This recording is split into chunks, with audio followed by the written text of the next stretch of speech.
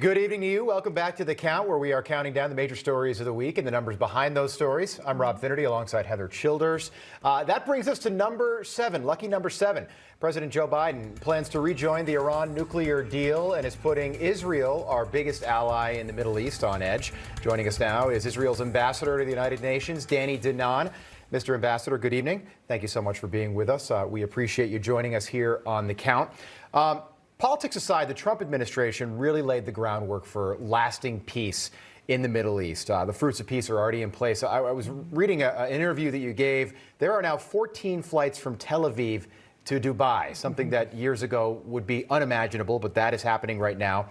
How will this relationship look different with the new administration, the Biden administration? Thank you for having me.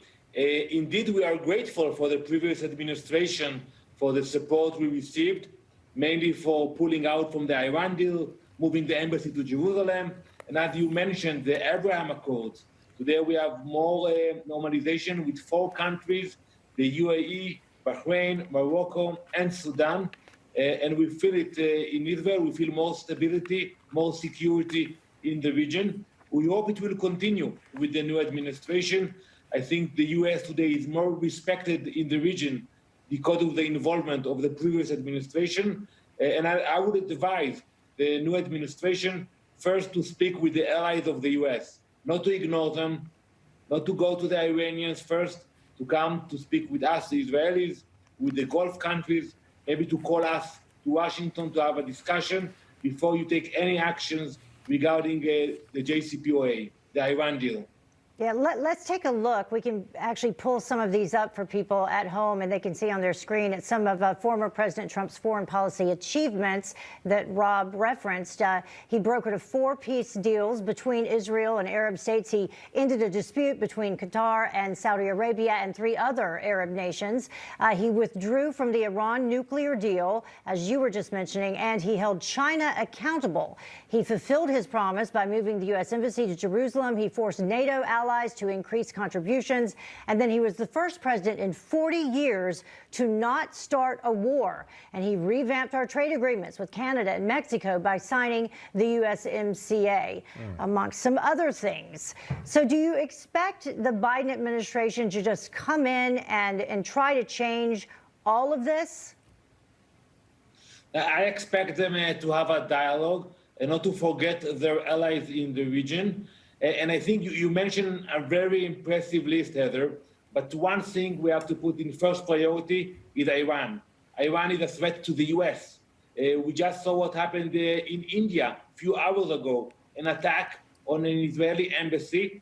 And we don't know the facts yet, but we always know that we can find the fingerprints of the Iranians whenever there is an attack against one of our embassies in the world. Yeah, just pause for one moment. We actually have some video of that we can show and continue what you were saying in reference to it. I know that there are some initial reports that perhaps Iran is going to take responsibility because of a note that was found nearby. Yes, and we are now, we have some more evidence. And also in the past, when we had attacks on our embassies in Argentina and other locations, it all brought us to Tehran, to Iran. And I think the Iran deal is the most important issue for the new administration. They should not go back and sign the agreement. They should demand major changes of the agreement. It was a bad agreement. It is still a bad agreement. And also today in 2021, it is not the same reality like 2015. Right. So we hope they will not make the mistake of rushing into signing another bad agreement with the Iranians. We hope that they will consult with us, with the Gulf countries, and will apply more pressure against the Iranians. Well, you make a great point, Ambassador. There should at least be a dialogue before rushing to re-enter the Iran nuclear deal. I know that there are going to be more elections happening. I believe the 4th in the last 2 years coming up in March. So things very busy in Israel, to say the least. Thank you so much for joining us tonight. We appreciate it. Thank you very much. Thanks. All right, coming up, story number 6, I believe, with an impeachment trial starting in a week. Is it 7? I thought we were on 7. I lose count because we count so much here on the count. It is story number 7. An impeachment trial starting in just over a week. Democrats could try to censure President Trump. That's on the table now. And a reminder, during the week, you can watch Heather Childers and Bob Sellers on American Agenda each weekday. And you can check out my morning show, Wake Up America. I'm on there with Rachel Roller every weekday, Monday through Friday at 6:30 a.m. right here on Newsmax. More of the count after this. It appears to be unlikely, but this did not stop them from swearing in 9 impeachment managers, Eric Swalwell among them, by the way, for Trump's second impeachment trial in 13 months on one article of impeachment. Joining us now to talk more about this, attorney and GOP strategist and no stranger to Wake Up America, my friend Amir Benno. Amir, pleasure to have you on The Count on this Saturday night. I know we'll see you again next week. Amir, I guess it's been a very busy week, but I don't know if I'm alone here. I was under the impression that the whole point of an impeachment was to remove somebody from office. Well, you'd be right about that, Rob. That is, obviously, President Trump's out of office, and that's, part of why Senator Rand Paul brought this motion to address the issue of the constitutionality of a trial of somebody who is no longer in office, cannot be removed, and arguably could not even be disqualified from being reelected. What about this plan that's being discussed somewhat behind the scenes, but more and more folks are talking about it, the censure? Would a censure accomplish the task of keeping the former president from being able to run again? Because as Rob just said, he's no longer in office, so the goal of the impeachment trial would not be to remove him. The goal would be to keep him from running again. Right. And look, the disqualification clause of the Constitution does not apply to running for president. I mean, this hasn't gotten enough coverage. It applies to officers. Officers are appointed officials, judges, diplomats, ambassadors, not to presidents. So they couldn't disqualify him. This idea of a censure, I don't think, would satisfy the Democrats. I know that Tim Kaine brought it up, and Chuck Schumer said, no, we're going forward with the trial. The whole point of this whole process is to put the Republicans in electoral discomfort, the senators. They're either going to have to vote to acquit or vote to convict. Those who vote to convict are going to, they're going to get the wrath of Trump's supporters come 2024. Those who vote to acquit are going to have to deal with the wrath of the general electorate when they run in their states. They're being branded as insurrectionists, as traitors, as seditionists. This is what big tech, what the political class, big corporations are doing. So I think the whole idea is to split the party and to allow the Democrats to run the table on them in 2024 in the Senate. Amir, we have heard the speculation that when it comes to Joe Biden, the cheese may have slipped off the cracker, so to speak. His theme, I'm serious, the theme of the inauguration 10 days ago was America United. Yeah. 74 million Americans feel disenfranchised right now. They don't trust the government. They don't trust the media. How does this impeachment help to unite America? Oh, it doesn't help to unite America. But again, that's beside the point. The point is, will it unite the Democrats, and will it get the Democrats elected in 2024? Will it divide the Republicans? That's the whole purpose of this impeachment. They can say whatever they want, but it's pure political cover to say that it's about disqualifying him from running again or any other thing that they say. It's simply about driving a wedge between the Republican voters and splitting them up so much that those Republicans get frustrated with the senators who vote to convict and say, you know what, we've had it with this party. We don't want to support them anymore, and walk away. And then allow, like I said, the Democrats to run the table in 2024. So basically, when he was talking about unity, the unity must just mean amongst the Democrats. Yeah, just on the left. Yeah, and the opposite for the Republicans. Amir, just quickly, how long do you foresee this taking place, the actual impeachment trial? We know that it's scheduled to start the week of February 8th. We'll have better sense of that on Tuesday. On Tuesday is when the House managers have to file their pre-trial brief. We'll lay out the witnesses they're going to call, what they expect the testimony to be, the exhibits they plan to introduce.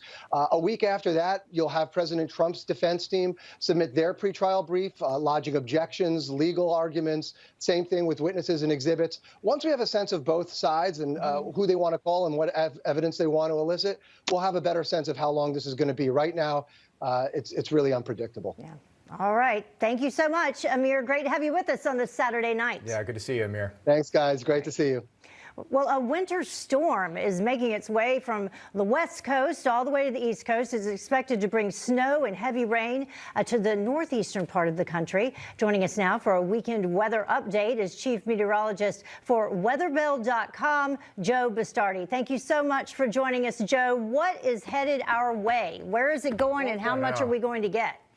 I'll tell you what, this has been a wild week with weather. We had a snowstorm that dumped 4 inches at Vegas and Virginia Beach when it went off the East Coast. I don't know if I could ever remember seeing a storm that dumped that snow in Vegas and it didn't stay in Vegas, and we went all the way to Virginia Beach. But this storm is really something. I mean, this is going to be like the December storm in the Northeast, maybe even a little bit worse because we're later in the season. It's a bit colder.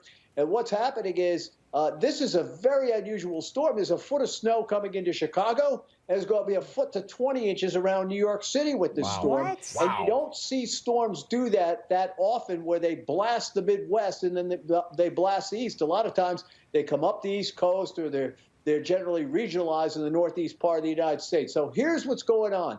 By tomorrow morning, the front edge of the snow is running from Erie, Pennsylvania to about Richmond, Virginia. It's snowing heavily from Chicago all the way into northern Ohio. That spreads east-southeastward during the day, and by tomorrow night, it's snowing into Pennsylvania, New Jersey, most of northern Virginia, and then the coastal low begins to take over late tomorrow night and Monday and really cranks. A classic nor'easter, blizzard conditions inland, where there's going to be 20 to 30 inches of snow, southeast Pennsylvania, northern New Jersey, back into the south central mountains of Pennsylvania. And in the coastal areas, coastal New Jersey, Long Island, southern New England, wind gusts of 50, 60 miles an hour, wet snow, probably going to cause a lot of power outages Monday night into Tuesday. It's like a country western song over here. I know. You know, so things are going to get pretty nasty with this. It's all part of what winter does, though, and we've had a relatively tranquil winter since the December storm. But now it's cranking up. I'm going to tell you, the rest of the winter, especially over the central part of the United States, let's put it this way, you're going to see this ugly mug more than just once on Newsmax with all the winter weather coming up down the road. Do what you have to do to prepare. You know, I know that this storm was out in the Sierra Nevada mountains out in California. It dumped like 5 feet of snow near Lake Tahoe, Mammoth Mountain, all those mountains, and the skiers are loving it. But, you know, it also replenishes the water out there. You know, we use this old technique from, I'm 65 now, so I learned this technique back in the 70s when I was at Penn State. If it's more than 10 degrees below normal in New York City, and a storm comes into Los Angeles and dumps a lot of rain, 3 days later, look out New York City. Those old-time rules are going to work again. This is a big storm, Philly. I think D.C., by the way, 6 to 12 is going to be sleet, freezing rain, get in there, so they get some ice in there. But once you get to Philly, New York, Boston, Pittsburgh, all these places, and like I said before, Chicago to Cleveland, and it is going to wreak havoc with air travel tomorrow, Monday into Tuesday. All right. And in the 6 New England states, it's a nor'easter, Joe. Right? It's a wicked nor'easter, but you know, a lot of northern I don't think northern New England's going to escape. It's a skier's dream too, also. All right. Thank you, Joe. No outdoor dining. No. Yeah, unless you want to wear your boots and your snow outfit. In an igloo. Yeah, in an igloo. You could do that. Well, coming up on the count, item number 6. Now we're at number 6. Without President Trump in office, suddenly the Democrats are eager to push through a $1.9 trillion COVID relief package. And Biden says that he'll do it without the Republicans on board. How? Well, famed economist and author Stephen Moore joins us. More of the count after this. He's pushing through his massive $1.9 trillion COVID relief bill without any Republican support. Senate Democrats are planning to pass it along party lines as early as next week.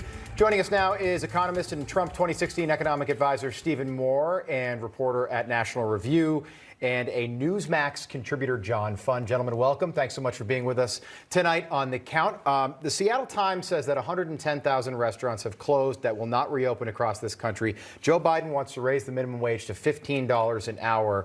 What is that going to do for the restaurants that are still open, struggling in all 50 states right now? Is that for me? Yeah, yep. Yeah. So you can't think of a worse time to be raising the minimum wage than right now. You know, it's restaurants, it's retail stores, it's small mom and pop businesses that really get hit with the minimum wage. And these are companies, as you just said, that have really been struggling to keep their head above water through all these closures and the COVID crisis. And now you're going to wham, hit them right over the head with a $15 minimum wage. It's a killer for small businesses. It's a terrible time to be doing this. Look, I'm all in favor of high wages for American workers. We accomplished a lot of that under Trump with, higher wages for low-income workers and middle-class workers. But come on, raising the minimum wage. Hey, Joe Biden, you want to create jobs? Why don't you build the Keystone Pipeline? Those aren't $15 an hour jobs. Those are $50, $60, $70 an hour jobs. Yeah. John, for the first time on Friday, President Biden did say that he is willing to get this passed, this corona relief bill that includes everything else in it, without Republicans. Would that be a smart move, and how would he do that? Well, Senator Joe Manchin, who holds the balance of power in the Senate, reacted very negatively to that statement and similar statements by Vice President Harris. He said, look, we've already sent out checks to everybody, including a lot of people who didn't particularly need them. I want more targeted relief. So Joe Manchin is beginning to feel the power that he has. So Biden can say he can pass this with only Democratic votes, but he needs Joe Manchin and every other Democrat. And I don't think Joe Manchin is in his corner yet. Interesting. Can I add something to that? Yeah, jump in there. Because, John is right. Joe Manchin is like the second most important man in Washington right now. But there's a lot of, look, there's a massive $400 billion blue state bailout in this bill. As you guys know, you've talked about it. A lot of these Democrats, John Fund, are not in blue states. A lot of them are in red states. What about those two Georgia senators? What about the Senator Tester in Montana? He's going to vote for a bill that takes money from Montana. These two Georgia senators are going to take, massive amounts of money out of Georgia and give it to New York and California. So I think this is a real tough sell right now for the Democrats to make the case for $400 billion for California, Illinois, and New York. John, what's interesting? Trent Lott, Tom Daschle, back in 2000, there was a 50-50 split in the Senate. They worked together well. They had to. Mitch McConnell and Chuck Schumer, at some point, are going to have to find a way to work together. Yes, but it's difficult. One of the things that we have to look at the next 2 years is Chuck Schumer is not independent. He is looking down a potential primary with AOC in New York City. She constantly sends signals that if she's unhappy enough, she will run against Chuck Schumer. And he is paranoid about that. So Chuck Schumer on his own may want to cut a deal with Mitch McConnell, but AOC looms in the background. Well, face on there. Here's mine, John F. Kennedy. All right, I like what he did for the country, the charisma that he had that time period. Very sharp-looking guy. Ronald Reagan, of course. Teddy Roosevelt, who's already on there, but all the national parks, wide open spaces. Yeah. And Donald John Trump, because he changed the way America feels about America. Well, there was some conversation about actually adding Donald Trump. Yeah, I think he's for it. Right, yeah. A lot of people, 76 million people might have been for it. Absolutely. I don't know. Absolutely. All right, what do you got? Well, one of the things that I was thinking about, as I bet a lot of Americans have been, vacation. Yes. Because we have all been locked away. So I came up with my top 3 in terms of vacation, if we can pull those up. One of them, the number 1. Wait, these are places to go? Yes. Like, so if you go anywhere right now? Anywhere. Okay. See if there's a theme here, though. Yeah. The U.S. Virgin Islands, British Virgin Islands, or the Amalfi Coast in Italy. If I could go anywhere and do anything and not pay for it. Right. Heather, you could go, you can go to the U.S. Virgin Islands and just go to the British Virgin Islands. Right, exactly. You ever gone to St. John? You can go to Jost Van Dyke, Soggy Dollar? Yeah. Oh, I have. Right there, yes. right next My door. point is anywhere with water. Yeah, blue water, white Palm sand trees. beach, I'm there. Yeah, half the country's going to have this blizzard exactly. over the next I'll few just days, head down too. to Florida, too. All right, one more list. We're 8 days away from a Super Bowl. Okay, Thomas Edward Patrick Brady is going to his 10th Super Bowl. Have you heard that, by the way? Everyone's his 10th Super Bowl at home. Yeah. Who are the 3 best quarterbacks of all time? Here's my list. Number 1, obviously, you got to go with the GOAT. Tom Brady is definitely number 1. You got to go with Tom Brady. Joe Montana, number 2. Do we have the graphic? There it is. Yes, Joe Montana is number 2. 4 for 4 in Super Bowls. And you know what? Controversial. I put Peyton Manning at 3. Yes. He's got all the numbers. He's only got 2 Super Bowls, and he did nothing to win his second. He was just out there basically handing the ball off. But 1, 2, 3, there you go. Drew Brees. What about Drew Brees? I love Drew Brees. Yeah, I think he's going to retire, but still only 1 Super Bowl win. I don't think you can give it a top 3. Jake Delhomme?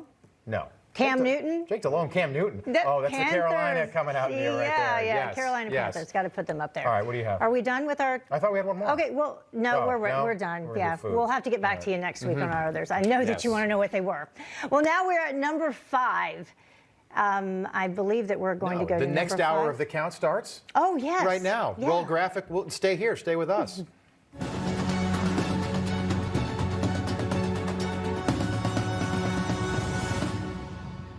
All right, welcome back into the count. Thank you for staying here. We are entering our second hour of our countdown. We are counting down the major stories of the week. I'm Rob Finnerty. And I'm Heather Childers. We also bring you the numbers behind those stories, the numbers that matter.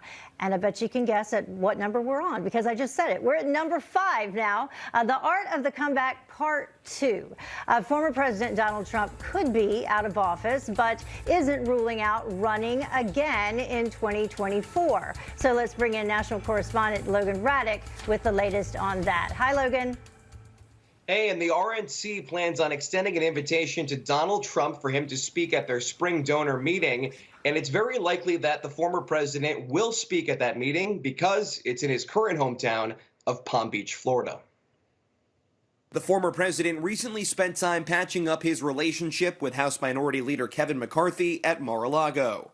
They discussed a number of topics, including where the GOP stands heading into the 2022 election cycle, as President Trump considers hitting the campaign trail to promote various candidates. And he's still the face of the party. A pair of Republican state lawmakers in Ohio are co-sponsoring a bill to honor the former president with a day to commemorate his June 14th birthday in the Buckeye State. But the question everyone wants to know, will Donald Trump launch another campaign for president? I am officially running for President of the United States. One political analyst tells me that if Trump wants to run in 2024, there's no way to stop him aside from, quote, an indictment that would have to be clear-cut. He says that's why Senate Minority Leader Mitch McConnell wanted to prevent him from running again. The GOP field is weaker without Donald Trump in the picture, which could be another reason he may decide to run. But if he does, the Republican National Committee will stay neutral. Chairwoman Ronna McDaniel says the RNC will not endorse any candidate in the 2024 primary field. And one of the former president's advisors tells me that Donald Trump is unquestionably the leader of the party. And obviously, we still see this conversation surrounding him. He's out of office, but everybody wants to know what he will do. So if he decides to run, it's very likely he will be the front runner for the third time around. Back to you. Logan, you know, I know we keep showing that picture of Kevin McCarthy and President Trump there. It's the first time most of us saw the president in, you know, what was it at that time? Almost a week, right? Just about a week. Yeah. You know, he looks like he looks relaxed. He looks happy. What were your thoughts when you saw that picture for the first time? I agree. He looks refreshed. He's settling back into a beautiful estate at Mar-a-Lago where he is. He's no longer the president, having to be up at all hours of the day, worrying about every single issue under the sun. So if he does decide to run again, 4 years off could be great for him in terms of, you know, sharpening him, his resolve and allowing him to see things that maybe he didn't see while he was president, should he decide to run again. And if he does run again and he's successful in doing so, he would be the first two-term non-consecutive president since Grover Cleveland. So we haven't seen that since the 1800s. It'd be a tough accomplishment to pull off, but it's Donald Trump. And he'd be older than Joe Biden is right now, but there's, you know, who knows what can happen in 4 years, but there seems to be a stark difference in energy levels. Maybe I was going to say much younger in other ways. Yes. All right. Thank you, Logan. Absolutely. Thanks, guys. Good seeing you, Logan. All right, joining us now to help weigh in is Republican Congressman from Texas, Louis Gohmert. Congressman Louis Gohmert, thanks so much for being with us, especially on a Saturday night. We appreciate you making time. What do we think about this? Does Donald Trump make a comeback in 2024? I think that's going to be the question we all ask for the next 4 years. Well, of course, that'll be his decision. But if you look at his popularity across the country, in spite of the false allegations about him inciting violence, when he clearly pled for peace and a peaceful protest, I think you're going to see that continuing to grow. And I also think that the more we see the ineptitude of this administration and the Orwellian totalitarian efforts on their behalf as they shut down jobs, get people fired from their positions, and then start pulling back words. You can't say mother, father, daughter, son, and you can't say what you think about the China virus. I may have violated one of the executive orders when I said that. But anyway, I think as people see more and more of those actions from this administration, they're going to long for the days of Trump. And I think if he were to run again, he's learned enough about the dishonesty on the other side and the dishonesty within our own party, people that said they would help him and they stabbed him in the back. I think you would see a very, very powerful presidency. Do you think that is one of the things that happened from the very beginning, that there was some misplaced faith in people? There were some people within the White House that the former president chose to keep on that perhaps he should not have kept on? Well, he was relying on other people making recommendations who told him, oh, this person is great, that person's great. Even had people doing the hiring that were not hiring people that loved President Trump or loved his agenda. So anyway, that is something that really hurt his presidency, having people inside what used to be the power in Washington now you would say inside the wall, because they're building more walls. But yeah, he had people that hurt him and that were conspiring against him. Congressman, the president, still so popular, still the leader of the Republican Party. That's clear. We thought that, well, maybe if the Republicans held the Senate, Mitch McConnell would be the clear leader of the party. I think it's, at least right now, it's President Trump. He's not going to fade off into the sunset. He's now like a shadow president. This is somebody that could hold rallies, and the funniest thing is the media would have to cover them. Yeah, it is. It is amusing to think about, but especially as the left and as the Democrats really are declaring war on middle America, on middle class. And yeah, you would see, I think you'll see Donald Trump become even more popular in looking at what he did in his 4 years compared to what we're facing already in this administration. Yeah. And I'm glad to see Kevin and the president patching things up. Hearing him on the floor saying the president had some responsibility basically for the riots. Apparently, our leader McCarthy has realized that's not really the case, and I'm very glad he's realized that. It'll make it easier to go forward. One of the things that was released that they talked about was pushing for the Republicans in the 2022 midterms. On that front, you have these 10 Republicans who did vote in favor of moving ahead with the impeachment trial. I think that at least 7 of them already have people who have stepped up and said that they're going to primary them. Where do you think President Trump and perhaps his PAC as well will come into play for those elections, and specifically those Republicans? Well, he has said that, as I understand it, that he plans on helping in the primaries, helping in the next election. So I would imagine, knowing President Trump, that he will not take those going after him, which I believe was very unfairly.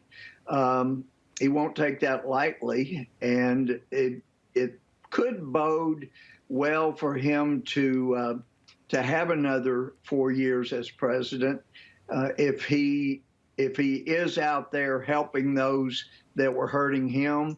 Then that may give you a good indication that 2024 is not something that's the presidency is not in his rearview mirror. 2024 is directly ahead. Congressman, I want to talk about the state of the Republican Party. I think a lot of people are depressed right now. They have every right to be after what happened on November 3rd and the ensuing couple of months. I'm right there with you as well, sir. Do you think that this is going to have the reverse effect that Nancy Pelosi and Democratic leaders intend? I seem to think this impeachment is going to generate a ton of sympathy for the president, the former president, Donald J. Trump.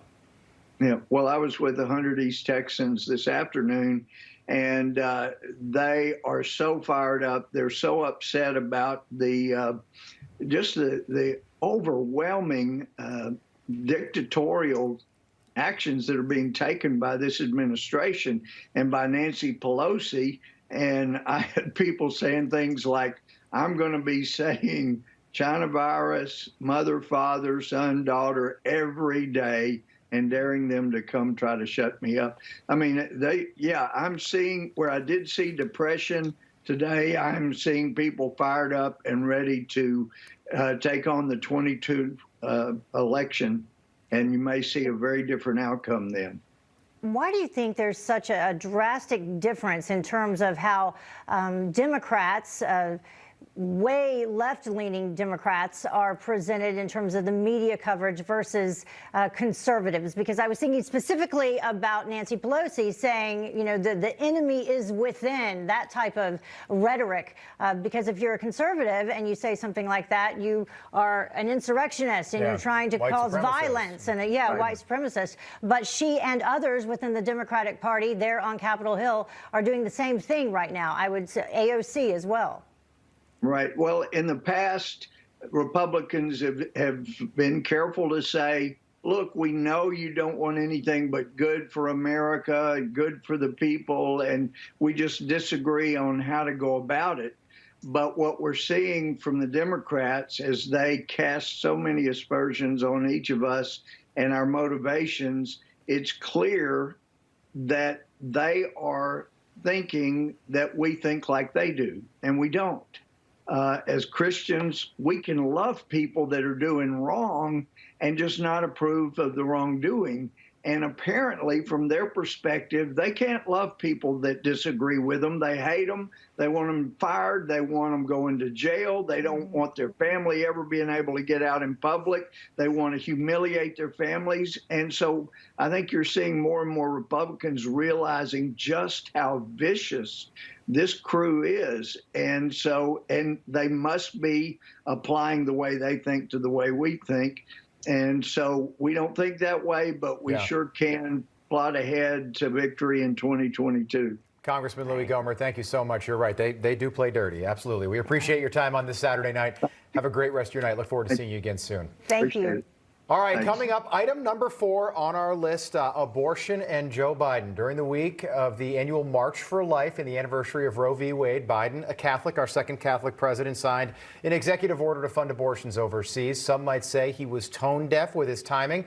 So what kind of challenge does the Right to Life movement face under a Biden administration? More to come. You can count on us continuing to count. And welcome back to The Count. We are counting down the major stories of the week for you and the numbers behind them. I'm Heather Childers along with Rob Finnerty. And that brings us to story number 4. President Joe Biden signing a record-breaking 40 executive orders after just taking office 10 days ago, if you can believe it. It's only been 10 days. He signed one expanding access to abortions during the same week as the annual March for Life, an anti-abortion rally in D.C. And joining us now to discuss is Newsmax contributor and national director for Priest for Life, Father Frank Pavone, and president and CEO of Americans United for Life, Catherine Glenn Foster. Welcome to both of you. Thank you so much for joining us. Pleasure to be here. Well, Father Pavone, did the timing of the president's executive order surprise you, happening the same week as the March for Life? No, it did not. In fact, I was surprised he didn't do it sooner. And we have seen this happen in other administrations on the first or second day. So we have, again, a ping pong ball going back and forth. And what we see here is something that, if we take a step back and talk about funding of abortion in general, we need statutory solutions here instead of, with every administration going back and forth, we're going to fund it, we're not going to fund it. And then every year Congress has to decide on pro-life or pro-abortion funding in various appropriations measures. It's a vote, it's a battle every single time.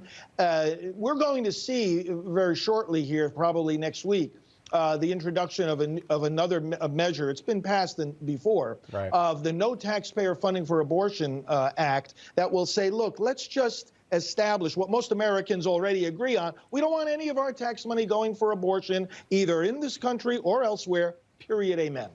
Catherine, I want to bring you in here. The president promised for months while he was campaigning to unite Americans, the theme of the inaugural events, America United. How do you think he's doing so far?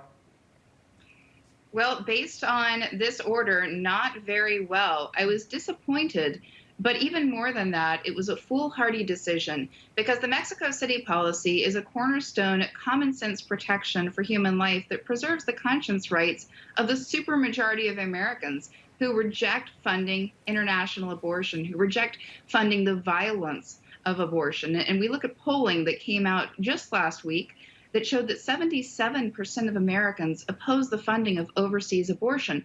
And so when you look at the president imposing a policy that a supermajority of Americans and even a majority of Democrats completely reject, it means that President Biden is failing in his own pledge to unify our country. This is an extremist position that fractures and hurts vulnerable women like I was at age 19 when I resorted to the violence of abortion.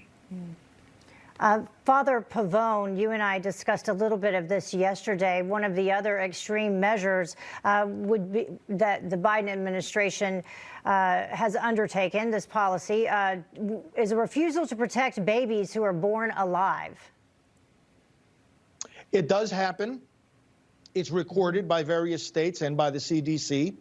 And we have just seen now the reintroduction, both in the House and in the Senate, of measures that would increase and strengthen protections for babies born alive after a failed abortion. By the way, federal law already recognizes them as persons, but that's a definitional law. George W. Bush signed that bill into law. But now we need some teeth to it. We need some actual implementation and enforcement.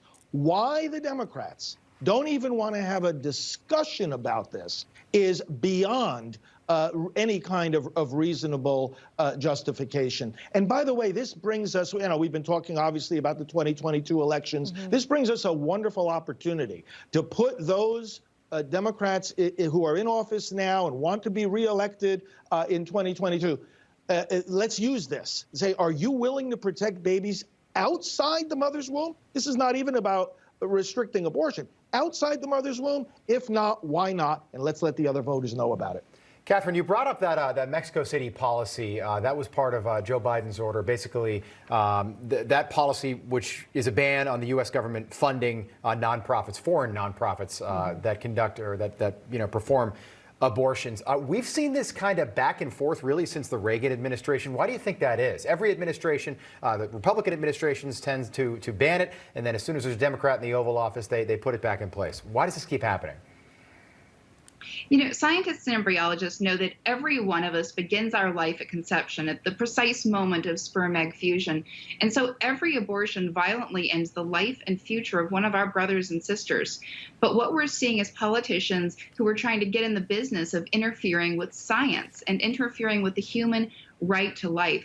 We already have some of the most extreme abortion laws in the world. And sadly, some abortion lobbyists are continuing to push some of our leadership to pass these kinds of laws, to pass these or sign these executive orders that go against their constituents, that go against their voters, that go against the supermajority of Americans. It is wrong. We should not be exporting our extremism internationally. Our allies and our friends deserve better. Yes, Dr. Pavone, before we run out of time here, I was looking, Catherine, at your Twitter feed, and you had reposted what Reverend Pavone posted, which is every unborn child needs to be welcomed in life and protected in law. I think that is a very good way to end this segment and worth, more than a thought for everyone. Thank you so much for joining us, both of you. We appreciate your time. Thank you. Pleasure as always. Well, coming up on The Count, story number 3. What would Donald do? We can dream, can't we? What would the first 100 days of a new President Trump administration have looked like compared to what we're seeing right now? Pollster and political analyst Doug Schoen joins us next. More of The Count after this. And welcome back to The Count. We are counting down the major stories of the week. I'm Heather Childers along with Rob Finnerty, and we're moving in on story number 3 of our countdown. What would Trump do? Just imagine, if you will, if Donald Trump had actually won the 2020 presidential election.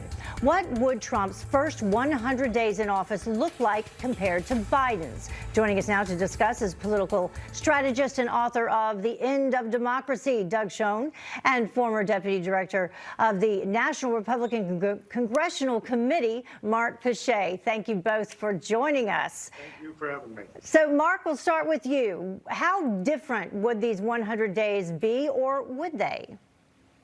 Oh, they'd be a lot different. And clearly, coronavirus is the #1 issue and would be addressed by, President Trump.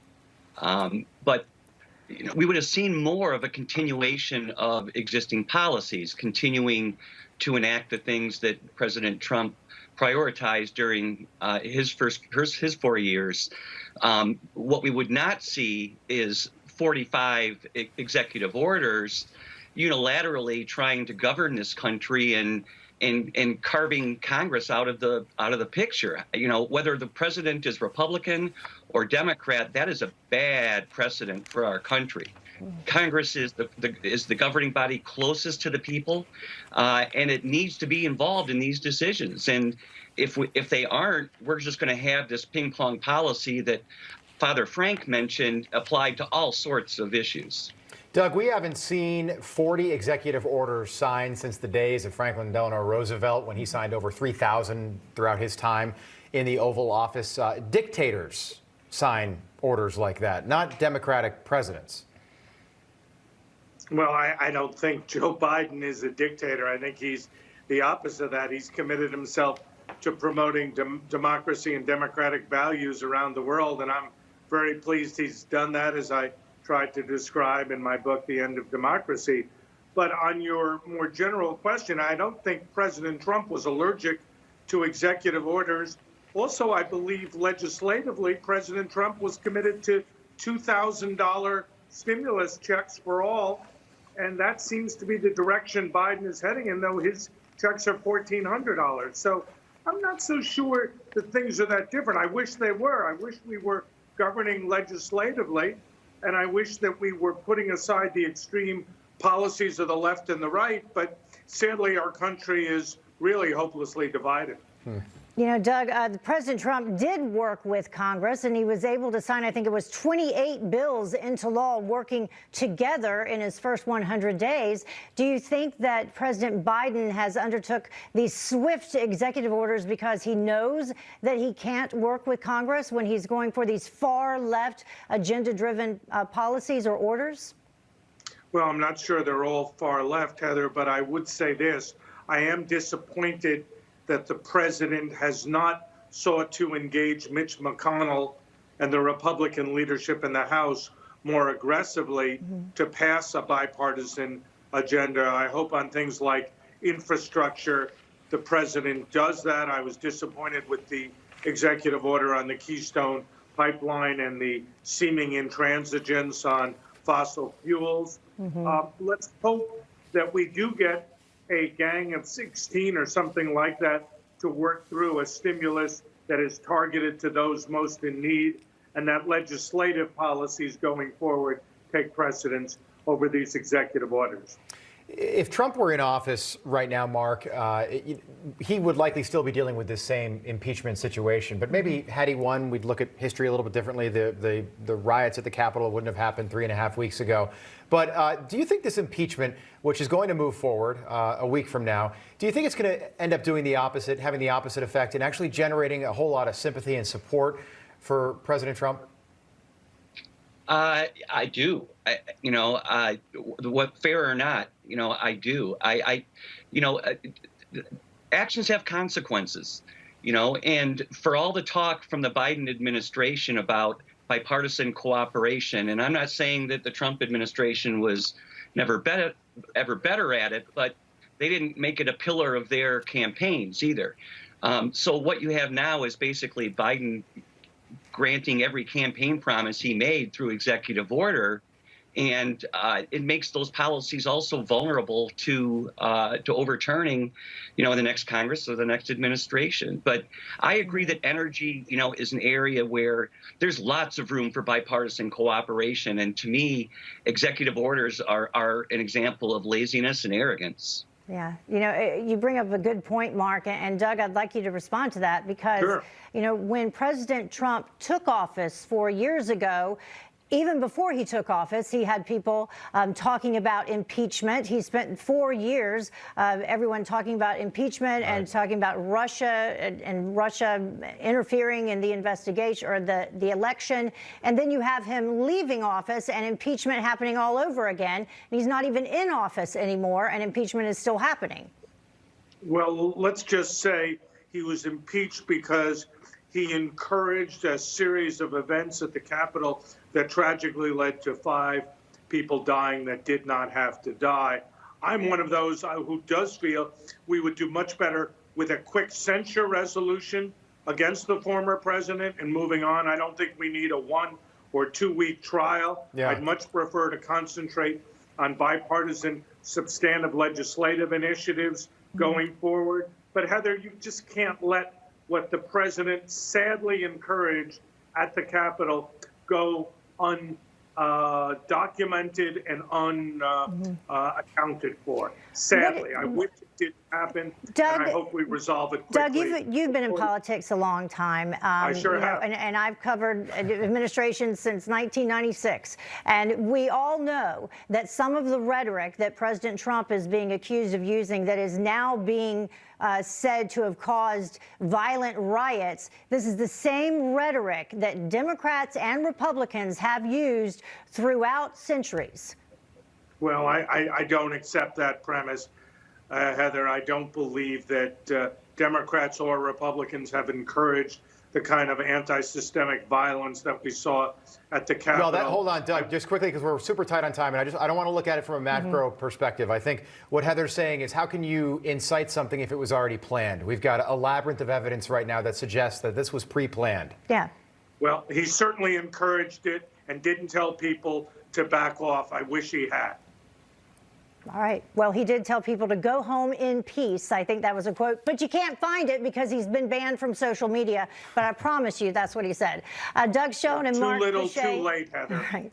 Thank you both for joining us on this Saturday night. We appreciate it. Thank you. Well, coming up, item number 2. Why is China collecting our DNA information?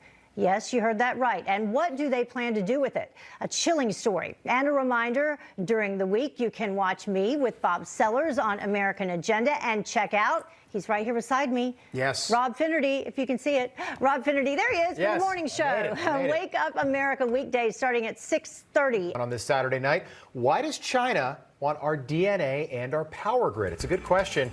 U.S. intelligence officials are now warning that a large Chinese tech company may have offered to build testing labs in an effort to collect DNA from American citizens. Scary stuff. So why does China want our DNA? Also, when President Trump was in office, he signed an executive order prohibiting the use of power grid equipment that was made in China or other hostile nations. However, President Biden recently signed an executive order suspending that measure for 90 days, leaving the United States power grid open to a backdoor hack through one of the Chinese components. Joining us now to talk about all of this, former National Security Advisor to President Trump, Lieutenant Colonel Tony Shaffer, and former State Department Senior Advisor Christian Witten. Gentlemen, good morning. Christian, did I said it right there? I said good morning. Well, I am the host of Wake Up America here on Newsmax. I just said, That's okay. I just jinxed myself. Yes. I said, Heather, I've made it through almost the whole show, and I haven't said good morning. Gentlemen, good evening. My first question, this DNA thing is scary. I think people saw that and they said, why? Tony, try to answer that for us, if you would. So the Chinese have been trying to target every aspect of American society for decades. One of the things they did is they hacked into the Office of Personnel Management, got all sorts of security information. This new information relating to their targeting of DNA is nothing new. They're essentially trying to assess the United States from every possible aspect as a target. DNA can provide valuable information regarding weaknesses relating to individuals, to a virus maybe, Just saying. We just went through something with that. So there's certain markers that you could produce theoretically, you could produce a certain biological virus which only goes after certain markers within DNA. So I'm not saying they're doing that. I'm not saying it's possible. I'm not saying they're doing it. I'm saying it is a possibility, a scientific possibility. And that would be something they would do with that. So again, I'm not trying to frighten anybody, but the Chinese have said in their doctrine that we are an enemy, we are a military challenger, and they are going to take action against us. Christian, so it seems to fly in the face of common sense to then pause this executive order from President Trump for 90 days that now will allow China access to our power grid. It baffles the mind, and speaking of executive orders, President Biden signed one that says you can't call it the China virus or the Wuhan virus. So we're going to start, fighting it with political correctness and snowflakery. But it's a real concern. I mean, if you look at how dependent we have become on China and other adversaries, even on friends, Europe is now talking about export controls that would limit the supply of vaccines that we paid for and we helped develop. Right. Well, China, of course, is much, much worse.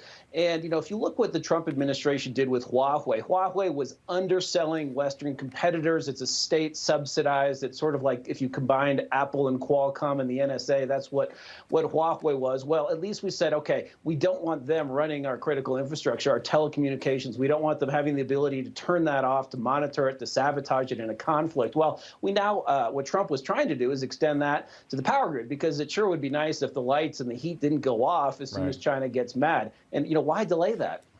Colonel Schaefer, I just want to touch on what you were mentioning there. So basically, and this is, I've read the article that talks about this DNA.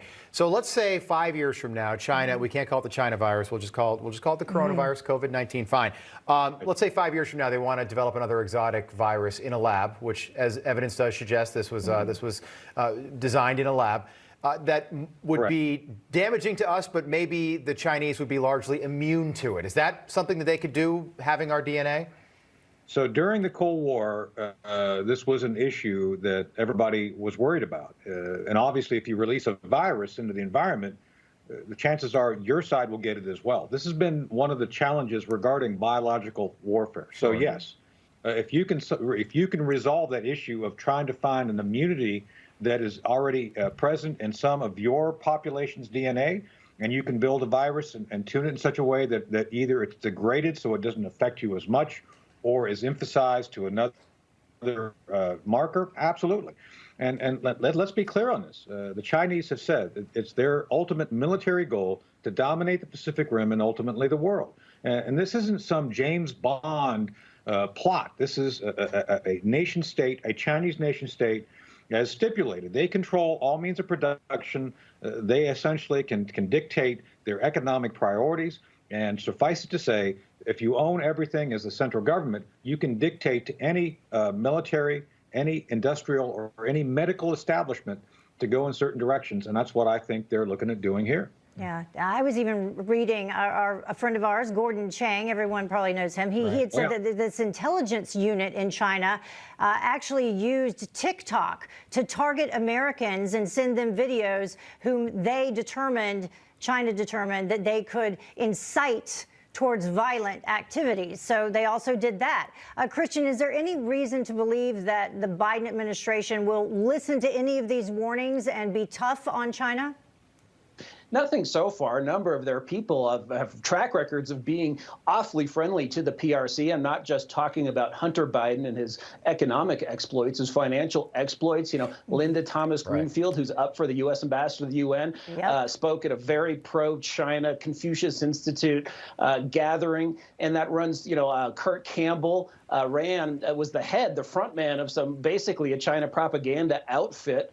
So he's part of their information war. This is a deeply compromised administration, and Biden himself was sort of one of the key proponents behind the globalism, the exporting of our manufacturing capability to China, letting him into the WTO ending the annual debate over whether to give them preferred trade status. So it would have to be a very big 180 for Biden.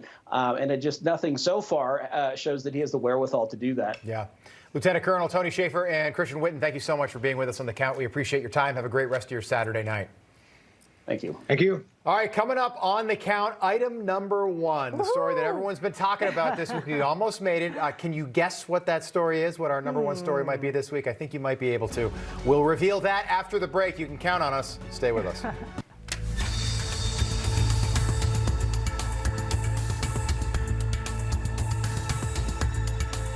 Down.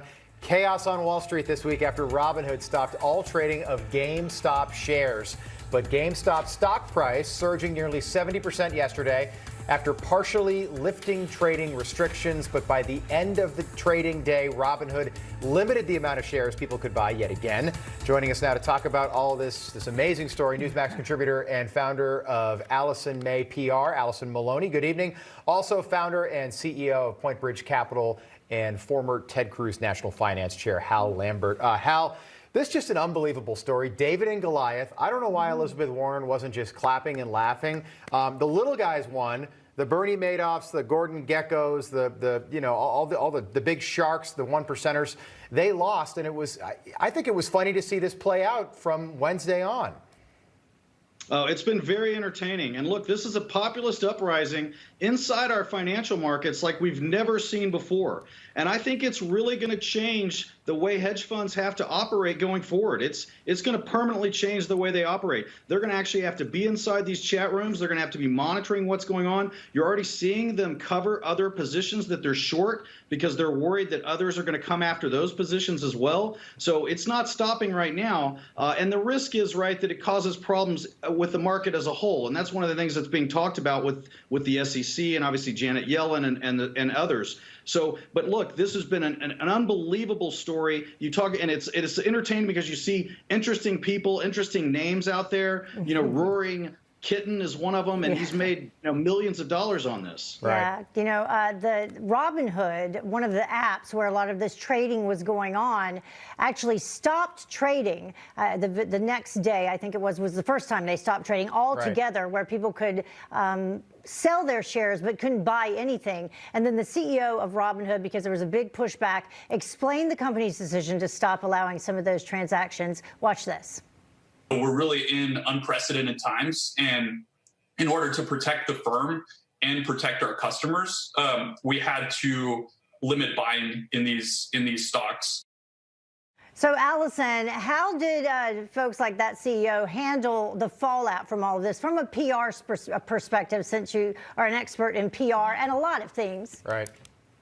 Yeah, well, they got extreme backlash. They had over 100,000 negative reviews. So obviously he realized we made a mistake. So they did open it back up on Friday. So I think that, look, he came out, he addressed the situation, he explained what they did and why they did it. So I think so many CEOs, they hide behind and then they come up with these blanket statements. At least he addressed it. He did a video and they fixed it. So I think he did handle it properly. I think other CEOs could learn from him because he just addressed it head on, and that's the right thing to do. Yeah, so much for free and fair markets, though. And I also, Allison, they have to stay in business. You know, if people sell all of their positions in GameStop, or we saw the same thing with Express and AMC, they're going to go out of business. They got to make sure they can pay all these people out. Hal, I think there is this lingering resentment from the financial crisis of 2008 and 2009. A lot of people, the little guys, and these guys were small investors, $25 in some cases, $500. They were able to cost these hedge funds billions of dollars in some cases. They sure were. And I don't know if it's so much the 2008, 2009. A lot of the people doing this weren't in the financial markets back then. I mean, you're talking about people in their 20s. Right. They're in high school, So some of them might not have been born. Yeah, it's true. Yeah.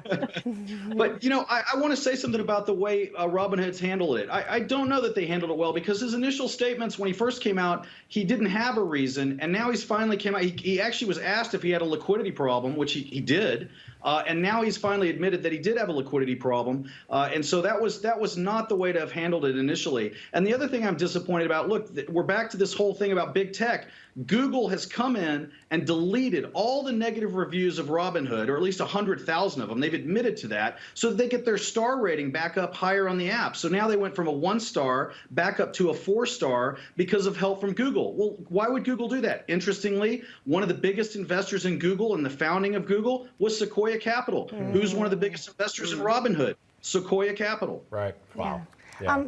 Allison, moving forward, taking a look at all of the things, this included, that have happened the last year, now going into 2021, what do companies and corporate leaders, what should they take away from all of this?